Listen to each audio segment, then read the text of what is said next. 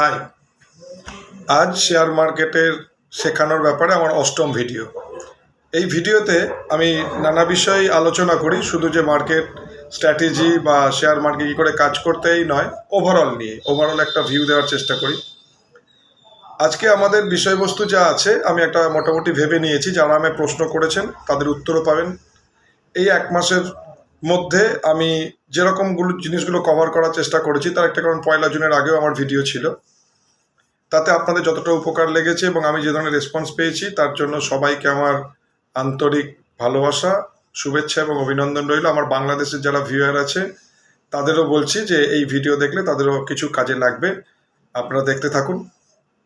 এবার আজকের বিষয় যেটা, যে আমরা জানি যে একটা শেয়ার কিনলে, নর্মালি আমরা জানি যে শেয়ার কিনলে শেয়ারটা সেটা ওপরের দামে বিক্রি করতে পারলে প্রফিট হয়। ধরি 240 টাকায় কিনেছি, 242 টাকায় ট্যাক্স অ্যান্ড ব্রোকারেজ দিয়ে আমাদের একটা দাম আসছে, তাহলে 242 টাকার ওপরে যদি যায় তবে প্রফিট হবে। কিন্তু এটা একটা অদ্ভুত ব্যবসা, যেটা সবসময় যে কিনে ওপরে বেচলেই প্রফিট হবে তাই নয়। ধরুন আপনি ধরে নিয়েছেন, জানি এই ব্যাপারগুলো হয়তো অনেকেই জানেন, যারা জানেন না এমন প্রথম স্টক মার্কেটে আমার ভিডিও দেখছেন বা স্টক মার্কেটে সবে এসছেন, এমন অনেক কজন আমাকে রেসপন্স করেছেন, আমাকে টেক্সট করেছেন, তাদের সবার জন্য এই কথাগুলো বলছি। তা ধরুন আপনি ঠিক করেছেন যে আমি শেয়ারটা কিনবো এবং 20 টাকা যদি পড়ে যায় কেটে দেবো, তাহলে 240-42 টাকায় যখন আপনি জিনিসটাকে কিনেছেন সেটা 220 টাকায় যদি আপনি কেটে দিয়েছেন। এবার ধরুন মুভিং অ্যাভারেজের মাধ্যমে আপনার যদি আগে থেকে ঠিকঠাক করা থাকে এবং আপনি যদি বুঝতে পারেন মার্কেটটা আবার ঠিক হচ্ছে, ওই শেয়ারটাকে যদি আপনি 170 টাকায় কিনে আবার 190 টাকায় বেচতে পারেন, দেখুন 20 টাকা লাভ হচ্ছে। আবার আপনি যদি সেটাকে 195 টাকায় বেচতে পারেন, তাহলে 5 টাকা মানে 25 টাকা আপনি পাচ্ছেন। তাহলে আগের যে 22 টাকা লস হয়েছিল সেই লসটা কিন্তু এখান থেকে উঠে যাওয়া সম্ভব। এরম বিজনেস কিন্তু সত্যিই নেই যে 240 টাকায় কেনা মালটাকে আমি ঠিক জায়গায় যদি বেচে বেরিয়ে যেতে পারি, আবার যদি নিচে কিনতে পারি, তাহলে এটা আমরা প্রফিট পাবো। খুব সরল সত্যি, যে একটা শেয়ার কিনে সেটাকে যে ওপরের দামে বেচতে হবে তার কোনো ব্যাপার নেই, নিচের দামেও সুন্দর কেনা যায়। আবার আমরা একটা জিনিস শিখি, ধরুন এ কোম্পানির একটা শেয়ার যেটা কিনে আপনার লস হয়েছে, এমন কোনো জিনিস মাথায় রাখবেন না যে ওই শেয়ারটা কিনে আবার আপনাকে প্রফিট করতে হবে। আপনি বি নামের অন্য কোনো শেয়ার কিনেও যে টাকাটা প্রফিট, যে পয়েন্ট আপনার প্রফিট হয়নি বা লস হয়েছিল, সেইটা থেকে বাদ দিয়েও আপনি কিন্তু এই কাজটা করতে পারেন। ধরুন এ কোম্পানির একটা শেয়ারে আপনার 20 টাকা প্রফিট হয়েছে, এক্সপেক্টেড প্রফিট হয়নি, আপনার মনটা খুব খারাপ হলো, কিন্তু এত ওপরে চলে গেল শেয়ারটা আর কেনা গেল না। আমার পুরনো ভিডিওগুলো দেখলে আপনি বুঝতে পারবেন এই টোটাল ব্যাপারটা। কিন্তু আমরা এখন শর্ট টার্ম যে মুভিং অ্যাভারেজ 9, 15, 25, 35 এবং 50 এর ওপর দাঁড়িয়ে আমরা কাজটা করতে পারি। এবার বি আর একটা মোমেন্টাম শেয়ার আপনি ধরলেন, সেই শেয়ারটাও দারুণ বাড়ছে, সেখানটা যদি ঠিকঠাক আপনি বাইং করতে পারেন এবং সেখান থেকে দেখা গেল 20 থেকে 30 পয়েন্ট আপনার প্রফিট হলো। আমি সবসময় বলেছি এখানে টাকা দিয়ে বোঝাতে চাইছি, কিন্তু আপনারা হিসেব সবসময় এটা মনে রাখবেন, স্টক মার্কেটে যদি ইনকাম করতে আপনাদের পার্সেন্টেজ অনুযায়ী ভাবতে হবে। যে একটা 300 টাকার যদি 2% হয়, সেটা নিশ্চয়ই একটা 100 টাকার 2% এক হবে না। তবে আমি মোটামুটি বোঝানোর জন্য সহজ সরলভাবে, তার একটা কারণ অনেকেই আমাকে বলেছেন যে আমরা স্টক মার্কেটে সবে এসছি বা আমরা কোনো জায়গায় কোনো কিছু পড়াশোনা কিছু করিনি, একটু সহজভাবে যদি বলেন। হতে পারে আমার ভিডিওর কথাগুলো একটু কঠিন হয়ে গেছে, আমি সহজ করে বলছি। তবে এই ভিডিওতে অনেক কিছু কভার থাকবে, পুরো ভিডিওটা দেখবেন। আর এই ভিডিওগুলো দেখলে নিশ্চয়ই আপনাদের ভালোই হবে, কিন্তু তার সঙ্গে একটা কথা মনে রাখতে হবে, একটু যদি পেন অ্যান্ড পেপার রাখেন আর ভিডিওগুলো যদি আরেকবার চালিয়ে দেখেন, তাহলে মনে হয় ব্যাপারটা অনেক পরিষ্কার হবে। তাহলে এ কোম্পানির শেয়ারে যদি 20 পয়েন্ট লস হয়, সেই লসটা ওই এ নামের শেয়ারটাকে যদি আবার নিচে কেনেন, যেমন একটু আগে বললাম 170 টাকা, সেটা যদি 195 টাকায় বেচেন তাহলেও প্রফিট হবে। ঠিক একইভাবে এ শেয়ারটা আপনার লস হয়েছে, হলো, আপনি বি বলে আরেকটা শেয়ারকেও যদি মুভিং অ্যাভারেজের হিসাব করে কাজ করতে পারেন, সেখান থেকে যদি 25 বা 30 পয়েন্ট পান, তাহলেও সেটা প্রফিট। বোঝাতে চাইছি এটাই, যে analysis, strategy, money management and psychology, আমি যে কথাটা বারবার বলি, তার মধ্যে মানি ম্যানেজমেন্ট যদি আপনার ঠিক থাকে, আপনি নিজের টাকাটাকে ভালোবাসুন, নিজের টাকাটাকে হিসেব করুন। এমন কোনো ব্যাপার নেই যে এ কোম্পানির শেয়ার কিনে যে প্রফিট হয়েছে বি কোম্পানির শেয়ার কিনে সে একই প্রফিট হবে, বা এ কোম্পানির শেয়ার কিনে আপনার যে টাকা লস হয়েছে সেই টাকাটা এ কোম্পানির শেয়ার দিয়েই তুলতে হবে। ইটস ওকে, আপনি যদি মোমেন্টাম বুঝতে পারেন তাহলে এ কোম্পানির শেয়ার দিয়ে আপনি কিনতে পারেন, কিন্তু বি কোম্পানির শেয়ার দিয়েও কেনা যাবে। এবং আর একটা কথা বলি, ইকুইটি মার্কেটে, যেটাকে আমরা স্টক মার্কেট ভাবি, এই ইকুইটি মার্কেটের লস যে আপনাকে ইকুইটি মার্কেট থেকেই তুলতে হবে তার কোনো মানে নেই। আপনি ফিউচার বা অপশন মার্কেটে কাজ করে সেই প্রফিট তুলতে পারেন, বা আপনি এমসিএক্স মার্কেটে কাজ করতে পারেন। এমসিএক্স একটা খুব সুন্দর কমোডিটি মার্কেট, সেখানে খুব অল্প টাকায় crude oil mini, natural gas mini, 1 KG silver micro বা ছোট সোনা মিনি গোল্ড, এই কেনাবেচা করেও কিন্তু ইনকাম করা সম্ভব। পৃথিবীতে সত্যি এমন বিজনেস কিছু নেই যেখানে মেশিনে থেকে একটা দামকে বেচে দিয়ে নিচে কেনা যায়। আমরা জানি যেমন কিনে ওপরে বেচলে প্রফিট, মনে রাখবেন স্টক মার্কেটের এটাই সবচেয়ে সুবিধা, আপনি কোনো দামকে বেচে দিয়ে নিচে কিনলেও কিন্তু সেই প্রফিটটা হয়। আজকে এইটা বলার পরে আমি বাধ্য হয়ে আর দুটো কথা বলতে চাইছি, তার একটা কারণ অনেকে অনেক রকম রেসপন্স করেছেন, তার উত্তর এটা পাবেন। দেখুন, রাকেশ ঝুঞ্ঝুনওয়ালার নাম নিশ্চয়ই শুনেছেন, উনি মারা গেছেন। তা 62,000 কোটি টাকার মালিক, লাস্টে মনে হয় ক্যাশ ছিল প্রায় 40,000 কোটি টাকা। ওনার শিক্ষাগত যোগ্যতা, উনি একজন চার্টার্ড অ্যাকাউন্ট।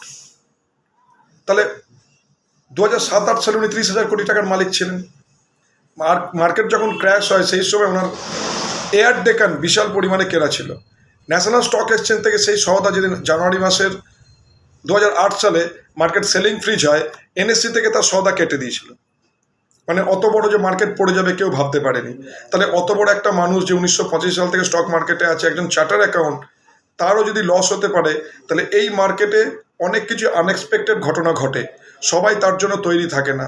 আপনাকে শুধু এটা মনে রাখতে হবে, আপনার জীবনে যদি, আমি রাকেশ ঝুঞ্ঝুনওয়ালার উদাহরণ দিচ্ছি তার একটা কারণ বলতে চাই, সে তার শিক্ষাগত যোগ্যতা, তার চার্ট রিডিং, তার টিম, তার টাকার কোনো অংশে কিছু কিছু কম ছিল না, লস তারও হয়। আরেকটা উদাহরণ দিই, 2009 সালে, তখন জানি না এই ভিডিও যারা দেখছেন বা যারা কিছু সমালোচনা অল্প অল্প করেছেন, আমার ভালো লাগছে, সমালোচনা করবেন। পুঞ্জ লাইট বলে একটা শেয়ার ছিল, হয়তো এই যুগের যারা নতুন ছেলে মেয়ে তারা এই শেয়ারটার নামই শোনেনি। 2007-8 সালে 5 সালে সবাই বলতো পুঞ্জ লাইট এমন একটা কোম্পানি, কিছুদিন বাদে সেটা লার্সেন অ্যান্ড টুব্রোর প্যারালাল হয়ে যাবে। 540-600 টাকা দাম ছিল। পারমাণবিক তাপবিদ্যুৎ কেন্দ্র তৈরি হলে এরা টেন্ডার পাবে, এইসব খবরই চলতো। আরপিএল, আরএনআরএল, এসব শেয়ার আমরা কেন কিনেছি আমরা জানি না, কিন্তু একসময় প্রফিট হতো, তারপরে লসও হয়েছে। ব্যবসা কিছু ছিল না, কিন্তু তখনকার দিনে তো এত লিটারেসি ছিল না স্টক মার্কেট নিয়ে।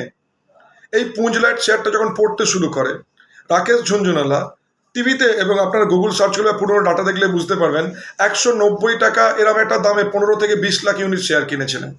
উনি কোম্পানির ব্যালেন্স শিট বুঝতেন না, যিনি নিজে একজন চার্টার অ্যাকাউন্ট, না উনি চার্ট ট্রেডিং বুঝতেন না, না ওনার টিম নেই। ওনার একটা নির্দিষ্ট টিম আছে, না স্টক মার্কেটে ইনভেস্টের ব্যাপারে তার সঙ্গে আলোচনা করে, সবাই মিলে একসাথে কাজ করেন। তারা যখন পুঞ্জ লাইট 190 টাকায় কিনেছিলেন এবং সেই শেয়ারটা 98 টাকায় লস বুক করেছিলেন। 15-20 লাখ ইউনিট যদি কেনা থাকে, 100 টাকা পড়ে গেলে কত কোটি টাকা লস হয় একবার ক্যালকুলেশন করে নেবেন। তাই সব সময় আপনি ব্যালেন্স শিট দেখলেই, চার্ট দেখলেই, বা নিজের মানি ম্যানেজমেন্ট ঠিকঠাক রাখলেও যে সবসময় প্রফিট হবে তা কিন্তু নয়। আপনার মানসিক অবস্থাটা এটা দারুণভাবে রাখতে হবে। আমি আবার বলছি, স্টক মার্কেট সাবস্টিটিউট ইনকাম করার জায়গা নয়। স্টক মার্কেট আপনার একটা প্যারালাল ইনকাম করার জায়গা নয়, এটা একটা রিস্ক টেকিং মার্কেট। এখানে রিস্ক থাকে, টাকা রিস্ক নিয়েই এখানে টাকা বাড়ে। তাই নির্দিষ্ট কোনো মুনাফা যে হবেই এরম গ্যারান্টি স্টক মার্কেট দেয় না। আপনার যদি এইটুকুনি ম্যাচুরিটি থাকে, তাহলেই আপনার স্টক মার্কেটে আসা উচিত। আপনার যদি মাথায় এরকম কিছু থাকে, কত পার্সেন্টেজ আমার প্রফিট হবেই বা কীরকম কী হতে পারে, বিলিভ মি, আমার গুরুদেব আমার একটা দারুণ কথা বলেছিলেন, সেই কথাটা আমি আপনাদের বলি। স্টক মার্কেটে ইনভেস্ট করে, স্টক মার্কেটে ট্রেড করে মানুষ বিদেশে বেড়াতে যায়, বাড়ি গাড়ি কেনে, সম্পত্তি বাড়ায়, কিন্তু স্টক মার্কেটে টাকা এনে কোনোদিনও হাড়ির চাল কেনা যাবে বা সংসার খরচ উঠবে এইরকম মানসিকতা নিয়ে স্টক মার্কেটে আসবেন না। স্টক মার্কেট টাকা লসের থেকেও এখানে টাইম, দীর্ঘদিন ধরে টাইম চলে যায়, স্টকের দাম বাড়ে না। সবসময় মনে রাখতে হবে, এই মার্কেটটা টাকা এবং টাইম দু জিনিসটাকেই আপনার ধৈর্যের সঙ্গে চ্যালেঞ্জ করতে পারে। তাই সবসময় মনে রাখতে হবে, আপনার হাতে সেই টাকাটাই রাখবেন, যেই টাকাটাই শেয়ার মার্কেটে আনবেন, যেটা রিস্ক হলে আপনার স্বাভাবিক জীবনযাত্রায় কোনো এফেক্ট পড়বে না। নির্দিষ্ট সময়ের বাইরেও যদি এই টাকাটাকে লগ্নি করে রাখতে হয়, আপনার বিপদাপদে সেই টাকাটা ইনভেস্ট করেছেন যেটা, সেই টাকাটা আচমকা তুলে নেওয়ার দরকার হবে না। একটা অদ্ভুত ব্যাপার, একটু ফিলোসফিক্যাল কথা, কিন্তু এটাই সত্যি। যখন আপনার টাইম খারাপ যাবে না, আপনি দেখবেন আপনার শেয়ারের দামগুলো পড়ে গেছে। আপনার বিপদের সময় আপনি যখন শেয়ার বেচবেন, দেখবেন সেই শেয়ারগুলো ম্যাক্সিমাম ক্ষেত্রে লসেই বেচতে হয়। ভগবান করুন এরম যেন দিন না আসে যে বিপদে পড়ে আপনাকে শেয়ার বেচতে হয়। তার একটাই কারণ, ইটস মানে ভেরি পেইনফুল, যে নিজের কষ্টের টাকাগুলোকে, টাকার প্রচণ্ড দরকার আছে বলে শেয়ারগুলো লসে বেচতে হয়। এরম দিন যেন না আসে। আমি আশা করছি অনেকগুলো প্রশ্নের উত্তর এক কথায় দিতে পারলাম। এবার আজকে 3 নম্বর পয়েন্টে আসি। এই পড়ার ব্যাপারে একটা কথা মনে রাখতে, আমরা যদি পার্সেন্টেজ ভাবি, আমরা ট্রেডের প্রচুর লোক আমায় বলেছেন স্যার ট্রেড নিয়ে কিছু বলুন। আমি বারবার বলছি ইনভেস্ট একটা ট্রেড।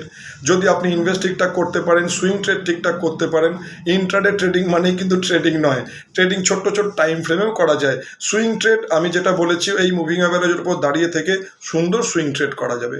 এরপর ট্রেডিং নিয়ে যারা জিজ্ঞেস করতে চেয়েছেন আমি একটাই কথাই বলবো, ট্রেডিংয়ের তিনটে জিনিস খুব মাথায় ভালোভাবে রাখতে হয়। Risk per trade, risk per day, risk per week. এইটুকুনি মনে রাখুন, আমি এর থেকে বেশি এই মুহূর্তে বলছি না। তাহলে একটা যে ট্রেড নিচ্ছেন, আপনি পজিশনাল নিন, কোনো শেয়ার কিনুন বা আপনি ইন্ট্রাডে করুন, অপশন করুন, কমোডিটিতে কাজ করুন, একটা ট্রেডের জন্য আপনি কত টাকা লস করতে পারবেন এই ক্যালকুলেশনটা আগে থেকে করে রাখতে হবে। এটা মুভিং অ্যাভারেজই আপনাকে হেল্প করবে যে এরকম জায়গায় যদি এন্ট্রি করি আমার এতটা রিস্ক হতে পারে। তাহলে ওই ট্রেডটা রিস্ক আগে থেকে ভেবে রাখুন। একদিনে আপনি কত টাকা লস করতে পারেন, যেহেতু আপনার ট্রেডিংয়ের সম্পর্কে জানতে চাইছেন, বা ওই লস করতে করতে এক সপ্তাহে আপনি কত টাকা লস করতে পারেন। দেখুন ট্রেডিংয়ে এরকম কোনো গ্যারান্টি নেই। আপনি 4টে ট্রেড করলেন, 4টে ট্রেডই লস হতে পারে, হতেই পারে 4টে ট্রেড করলেন, 4টে ট্রেডই প্রফিট হতে পারে। এমন গ্যারান্টি নেই যে 5th ট্রেডটাতে 4টে লস হয়েছে বলে এবার লাভই হবে, বা 4টে লাভ হয়েছে বলে এইবার লস হবে, এমন ব্যাপার থাকে না। Trading is a probability game, সম্ভাবনার ব্যবসা, কিন্তু এখানে প্রবাবিলিটি থাকে। অবশ্যই তার জন্য কিছু স্ট্র্যাটেজি থাকে, তার জন্য কিছু চার্ট রিডিং থাকে, মানি ম্যানেজমেন্ট, সাইকোলজি যাই থাকুক, ট্রেডিংয়ে এভাবে বলা সত্যিই সম্ভব নয়। দেখুন আমরা এইটুকুনি জানি জুলাই আগস্টে পশ্চিমবঙ্গে বৃষ্টি হয়, কিন্তু সত্যি কেন ভাই বলা সম্ভব যে 28শে জুলাই বা 14ই আগস্ট বৃষ্টি হবেই? স্টক মার্কেটের ভালো স্টুডেন্ট হতে গেলে, স্টক মার্কেটে আপনাকে ভালো কাজ করতে হলে আপনার মধ্যে এই ম্যাচুরিটিটা থাকতে হবে যে আমি একটা ভুল করেছি, এই ভুল সিদ্ধান্তটা আমি যত তাড়াতাড়ি ঠিক করে নিতে পারি, বা নিজের ভুলটা মেনে এই পরিস্থিতি থেকে আপাতত ট্রেডটাকে কেটে একটু শান্ত হয়ে বসি। একটা মিথ আছে, মিথ, যেটা সবচেয়ে শান্তির মুহূর্ত কখন আসে একজন ট্রেডারের, যখন সে তার সবচেয়ে বড় লসটাকে কেটে বসে যায় এবং তার পরের মুহূর্তে তার কাছে সবচেয়ে শান্তির। এবার সেটা শ্মশানের শান্তি হবে কিনা আমি বলতে পারছি না। ট্রেডিং নিয়ে অনেক কথা বলা যায়, কিন্তু ট্রেডিং নিয়ে যদি আমি বেশি কথা বলতে শুরু করি তাহলে ট্রেডিংটাকেই প্রমোট করা হয়ে যাবে, আর আমি জানি ট্রেডিংয়ে ভীষণ রিস্ক। তবে ব্যাকরণ মেনে ট্রেড করলে ট্রেড প্রফিট হয়, আমি দেখেছি অনেকের প্রফিট হয়, কিন্তু সেই প্রফিটের জন্য সেই মেন্টাল ম্যাচুরিটিটা আপনার থাকতে হবে যে যা গেছে তা যাক, এই বলে আবার পরের ট্রেডে আসছেন, সেই ট্রেডেও কিন্তু লস হয়ে যেতেই পারে। তাই আপনার যদি লস করার ক্যাপাসিটিটা আগে থেকে ক্যালকুলেট করা থাকে, মানসিক ধাক্কা কম লাগবে। আর পজিশনাল যে ট্রেডগুলো বলছেন, দেখুন এখন মার্কেট অল টাইম হাইতে আছে, এই জায়গাতে সবাই বলে সবসময় ইন্ডেক্স একটা বেছে রাখো। এটা একটা ট্র্যাডিশনাল ওয়েতে যারা ট্রেডার তারা এটা করে, মার্কেট অল টাইম চলছে একটা সেল করে রাখো। এবার দেখুন আপনার যদি একটা নিফটি বা একটা ব্যাংক নিফটি সেল করারই ক্যাপাসিটি থাকে, তাহলে আপনি যদি একটা সেল করে রাখেন আর মার্কেট এখান থেকে বেড়ে গেল, সবাই মোটামুটি বলছে বাজেট পর্যন্ত মার্কেট ঠিক থাকবে। তাই অল টাইম হাই পজিশনে সবসময় একটা ইন্ডেক্সকে শর্ট করে রাখবো, এটা বলতে খুব সোজা লাগে, কিন্তু সেই টাকাটা যদি আপনার কাছে ব্যবস্থা না থাকে আর মার্কেট যদি আপনার বিরুদ্ধে চলতে শুরু করে, তাকে কিন্তু অনেক টাকা লস হয়ে যাবে। আমি এটা চিরকাল দেখেছি, আপনি মার্কেটের মোমেন্টামের এগেনস্টে যদি ফিউচারে কোনো ট্রেড করেন, সেই ট্রেডটা যদি যথেষ্ট টাকা দিয়ে বাঁচানো সম্ভব হয়, ট্রেডটা হয়তো ফেরে, কিন্তু তার জন্য যে পরিমাণ মানসিক যন্ত্রণা দেয় সেটা কিন্তু যথেষ্ট কঠিন। নেক্সট আমি বলেছি আমার ভিডিওটা যদি টানা দেখেন তাহলে তার মধ্যে অনেক ইনফরমেশন দেওয়া থাকবে। এই এক সপ্তাহের মধ্যে যারা যারা আমার সঙ্গে যোগাযোগ করেছিলেন, বহুজন আমার কাছে পড়তে এসছেন, তারা নিশ্চয়ই আমার ভিডিও দেখে বুঝতেই পারছেন যে রিয়েল লাইফ আর রিয়েল লাইফ ব্যাপারটা একই রকমই আছে, অবাক তারা নিশ্চয়ই হননি। এইবার একটা চার্ট রিডিংয়ের ক্ষেত্রে সবাই যে প্রশ্নটা করে যে স্যার চার্ট রিডিং কি তাহলে গুরুত্বপূর্ণ নয়? অবশ্যই গুরুত্বপূর্ণ। চার্ট দেখেই আপনি এই ক্যালকুলেশনটা করতে পারবেন যে অতীতকালে এই স্টকটা বা এই ইন্ডেক্সটা বা এই ইনস্ট্রুমেন্টটা এই ধরনের মুভমেন্ট নিয়েছে। আপনি যাই করুন, যে চার্টটা আপনি দেখছেন সেটা কিন্তু অতীত, একটু আগে হয়ে গেছে বা একদিন আগে হয়ে গেছে বা 1 ঘন্টা আগে হয়ে গেছে। এর ওপর দাঁড়িয়ে আপনি স্ট্র্যাটেজি নিশ্চয়ই করতে পারেন, অবশ্যই। অ্যালগো কম্পিউটারে যে ট্রেড হয় সেটা তো টেকনিক্যাল মেনেই হয়, যারা এফআইআইরা ইনভেস্ট করছেন তারা তো টেকনিক্যাল মেনেই ইনভেস্ট করছেন। তাহলে আপনি টেকনিক্যাল মানলে অবশ্যই আপনার প্রফিট হওয়ার চান্স বেশি, কিন্তু টেকনিক্যাল মেনে কাজ করলে যে আপনার প্রফিট হবে এ কথা ঠিক নয়। আপনাকে সবসময় এটা মনে রাখতে হবে আপনার প্ল্যানিংটা যেন রানিং মার্কেটে না হয়। যদি সত্যি স্টক মার্কেট থেকে ইনকাম করতে চান, মার্কেট বন্ধ হয়ে যাওয়ার পরে প্ল্যান করুন। আমি আমার সমস্ত স্টুডেন্টদের এটাই বলি, market hour is a execution hour. ওটা আমাদের এক্সিকিউশন করা, ট্রেডটাকে জাস্ট এক্সিকিউশন করব। আমাদের প্ল্যান আগে থেকে করা থাকবে। আপনার প্ল্যান যদি আগে থেকে করা থাকে তাহলে আপনি চমকাবেন না। আর আপনার যদি মেন্টাল কন্ডিশন ঠিক থাকে, এই স্টক মার্কেটে ট্রেডিং করে অবশ্যই দুটো পয়সা ইনকাম করা সম্ভব। তবে সাবজেক্ট টু মার্কেট রিস্ক, এটা স্ট্যান্ডার্ড ডিসক্লেমার। আমি কোনো ট্রেডিংকে প্রমোট করছি না, তখন আপনার লস হয়ে গেলে আমি দেবো না, আপনার প্রফিটেরও যেমন আমি ভাগ চাইছি না। জ্ঞান দেওয়া খুব সোজা, আমি আপনাকে অনেক রকম জ্ঞান দিতে পারি, অনেক স্ট্র্যাটেজি বলতে পারি, কিন্তু সেটা প্র্যাকটিক্যাল নয়। তার একটাই কারণ, আপনি মার্কেট আওয়ারে যখন কাজ করতে যাবেন, আপনি যখন নিজে ট্রেড করবেন, আপনি যতই পড়ুন, যতই পেপার ট্রেড করুন, যতক্ষণ না মেশিনে আপনার পার্সোনাল টাকা দিয়ে ট্রেডটা পাঞ্চ করছেন, আর তখন আপনার যে অ্যাড্রিনালিন ক্ষরণটা শরীরে হবে, সেটা প্রত্যেকটা মানুষের ইন্ডিভিজুয়াল একদম আলাদা। এটা কারোর সঙ্গে কারো মিলতে পারেই না। তাই আমাদের মানি ম্যানেজমেন্টের ক্ষেত্রে এই মুহূর্তে গুড স্টক, তার প্রচুর দাম, মার্কেটে একটু কারেকশন হওয়ার জন্য, মার্কেট একটু পড়ে যাওয়ার জন্য একটু অপেক্ষা করতেই পারেন, কিন্তু তার সঙ্গে সুইং ট্রেড করতে কোনো অসুবিধা নেই, ছোট ছোট সুইং ট্রেড করাই যেতে পারে। এইবার মূল কথাটা যেটা আসছে, যেটা বারে বারে আমাকে সবাই জানতে চেয়েছেন, যে স্যার সুইং ট্রেড যদি করি সেখানে আমরা কি করব, আমাদের ক্যাপিটালটাকে একবারেই ইনভেস্ট করে দেবো? দেখুন, আমি এটুকুনি জানি, যদি 100 টাকা থাকে, আপনি যদি 4টে ভাগে ভাগ করেন, গুড স্টক কেনার জন্য 25%, সুইং ট্রেড কেনার জন্য 25%। সুইং ট্রেডে কখনো একই টাইমের মধ্যে দুটোর বেশি স্টক কেনার কোনো মানেই হয় না। আপনাদের কাছে প্রচুর টাকা থাকলে, আপনার ব্রেনের সেই ক্যাপাসিটি থাকলে, আপনি একাধিক স্টকে সুইং ট্রেড করতেই পারেন। আমি ধরে নিচ্ছি খুব ছোট্ট ছোট্ট করে কাজ করব। এবার ধরুন আপনি দুটো স্টক এ বা বি, দুটো স্টকে আপনি বেল, এখন সবাই বেল কিনছে, তো এরম ব্যাপার নয়, আমি এটা কোনো স্টকের নাম প্রমোট করছি না, এ বা বি বলে আমি বলতে পারি। যেমন গত সপ্তাহে ম্যাপ মাই ইন্ডিয়া 20%, 10% করে ফ্রিজ মারতে মারতে চলে গেছে। আমাকে যারা জানতে চেয়েছেন আমি বলছি, দেখুন ব্যক্তিগতভাবে আমি এটা বিশ্বাস করি, কোনো একটি পরিবারের হাতে যদি কোনো কোম্পানির ম্যাক্সিমাম স্টেক থাকে, তাহলে সেই সব পরিবারের ওপরে সেই স্টকগুলোর দাম ওঠানামার খুব প্রভাব পড়ে। যেমন ইয়েস ব্যাংক শুধু একটা মানুষের খারাপ কিছু কাজের জন্য ক্র্যাশ করে গেছিল। ঠিক সেই জন্যই এমন স্টক কিনুন, যেই ব্যবসাগুলো এমন কেনার চেষ্টা করুন যেগুলো অন্তত একটা গুড কর্পোরেট স্ট্রাকচারের মধ্যে আছে, যাদের ব্যবসাটা দেখতে পাচ্ছেন। এটা কিন্তু ইনভেস্টমেন্ট লজিকই আমি পড়াচ্ছি। চার্টে দেখুন, আমাকে যারা জানতে চেয়েছেন দাদা কী করে বুঝো, ভেরি সিম্পল। আপনার বাড়ির একটা বাচ্চাকে ওই লাইন চার্ট দেখে যদি দেখতে পারেন ওটা উঠছে, ওটাই তেজি, কিন্তু ব্যাপারটা এত সোজাভাবে বলতে চাইছি না। মোটামুটি এই মুহূর্তে যদি যে স্টকটা কিনতে চাইছেন, ডেলি মুভিং অ্যাভারেজে হিসেব করে দেখলে যদি 9 moving average and 15 moving average, 25 moving অ্যাভারেজের ওপরে চলে, it's a good momentum stock. এই মোমেন্টামটা যে কোনো সময় যদি উল্টো দিকে যায়, তখন আপনি বেঁচে বেরিয়ে যেতেই পারেন। এই মুহূর্তে মার্কেট অল টাইম হাইতে আছে, মুভিং অ্যাভারেজ আপনাকে একটা সুন্দর গাইড করতে পারবে। যদি মুভিং অ্যাভারেজ, এখন সমস্ত কিছুই 50 DM এর ওপরে চলছে, তাই এটা বলা খুবই সোজা যে এই সমস্ত স্টকই বুলিশ। কিন্তু আপাতত বুলিশ স্টক বলতে টিভিতে যেগুলো দেখতে পাচ্ছেন সেগুলোতে প্রচুর টাকা ইনভেস্ট হচ্ছে, এই নিয়ে আমি কোনো কথা বলবো না। একটু স্টাডি করুন, একটু নিজের স্টকগুলোকে নিয়ে ভাবুন, তাহলেই বোঝা যাবে এই মুহূর্তে ভালো স্টক কোনগুলো। চোখ কান খোলা রাখলেই দেখতে পাবেন। শুধু সেটাকে ইনভেস্ট করার আগে আমি এই কদিন ধরে যেটা বোঝানোর চেষ্টা করছি, একটু নিজের টাকাটা বুঝে নিন, 4টে স্টেপে কেনার চেষ্টা করুন বা সুইং ট্রেড করুন। দুটো অন্তত স্টক নিয়ে যদি সুইং ট্রেড করেন, এবং যদি আপনি একটা মোমেন্টাম চেস করেন, সেটা যদি 15টা বা 20টা ট্রেডিং ডের মধ্যে না বাড়ে, এই মুহূর্তে সেটাতে বিপদ অনেক বেশি বাড়তে পারে। আজকের ভিডিও এর থেকে আর বড় করব না। আজকের যে টপিকগুলো আমরা কভার করলাম একবার একটু দেখে নেবেন। আর সবশেষে যে কথাটা ভীষণ জরুরি, এই মুহূর্তে মার্কেট অল টাইম হাইতে আছে। যে কোনো রকম বুদ্ধিমান লোক যারা যারা বিভিন্ন জায়গায় ইন্টারভিউ দিচ্ছেন, তারা প্রত্যেকেই বলছেন একটু একটু করে প্রফিট বুক করে নিন, প্রফিট বুক করে ব্যাংকে একটু টাকা রাখুন, অসুবিধা তেমন কিছু হবে না। আবার মার্কেট পড়লে সেই স্টক যেগুলো ভালোবাসেন সেগুলো আবার কিনবেন।